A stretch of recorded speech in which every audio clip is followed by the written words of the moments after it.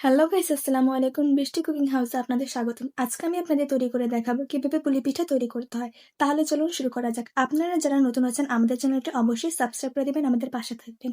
তো আমরা পরিমাণ মতো 1 কাপ পরিমাণ পানি দিয়ে নিব। সেখানে পরিমাণ মতো হালকা নুন দিয়ে নিব। 2 মিনিটের জন্য আমরা ঢেকে দিব।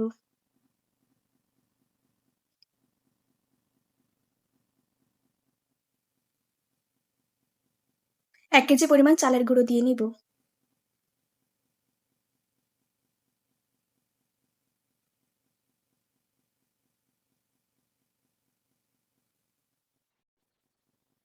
কিছুক্ষণের জন্য আমরা সেটাকে ঢেকে দিব।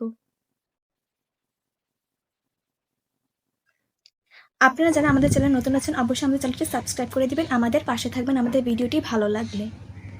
2 মিনিট পর আমরা আবার ফিরে আসলাম। চালের গুঁড়োটাকে আমরা ভালো করে নেড়ে নিব।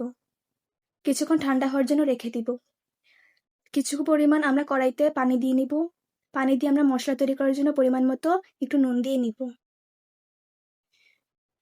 সেখানে আমরা 50 গ্রাম আখের গুড় দিয়ে নিব। আখের গুড় দিয়ে ভালো করে আমাদের নেড়ে নিতে হবে। যে যতটুকু মিশে যান ততটুকু আপনারা আখের গুড় দিতে পারেন। ভালো করে নেড়ে নিতে হবে।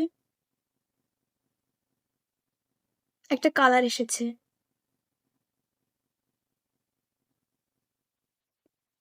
100 গ্রাম নারকেল গুঁড়ো দিয়ে নিব। নারকেল গুঁড়ো দিয়ে আমাদের ভালো করে নেড়ে নিতে হবে। যতক্ষণ না পর্যন্ত একটা সুন্দর কালার আসে ততক্ষণ পর্যন্ত আমরা নারকেল গুঁড়োটাকে ভালো করে নেড়ে নিব।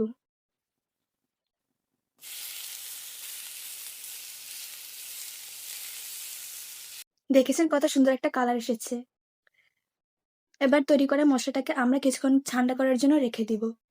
তৈরি করা চালের ডো থেকে আমরা রুটি তৈরি করে নিব। রুটিটাকে সুন্দর করে বেলে নিতে হবে যাতে গোল হয়, দেখতে সুন্দর লাগবে তাহলে।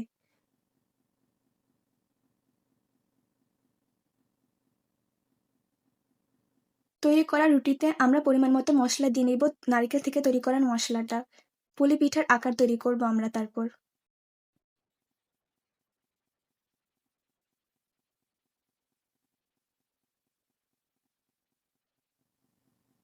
আমার নানু আমাকে দেখাই দিচ্ছিল পুলি পিঠা কিভাবে ডিজাইন করতে হয়, যেহেতু আমি নতুন।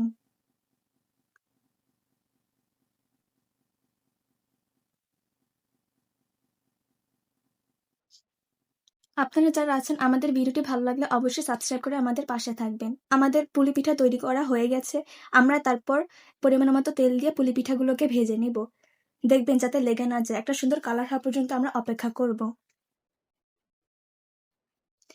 পুলি পিঠাটাকে ভালো করে নেড়ে নিতে হবে যাতে লেগে না যায়। এপিট ওপিট করতে হবে। একটা সুন্দর কালার হওয়ার জন্য আমাদের অপেক্ষা করতে হবে। আমাদের চ্যানেলটি অবশ্যই সাবস্ক্রাইব করে দিবেন আমাদের ভিডিওটি ভালো লাগলে। আমাদের পিঠার রেসিপি তৈরি। সকলে ভালো থাকবেন। আল্লাহ হাফেজ।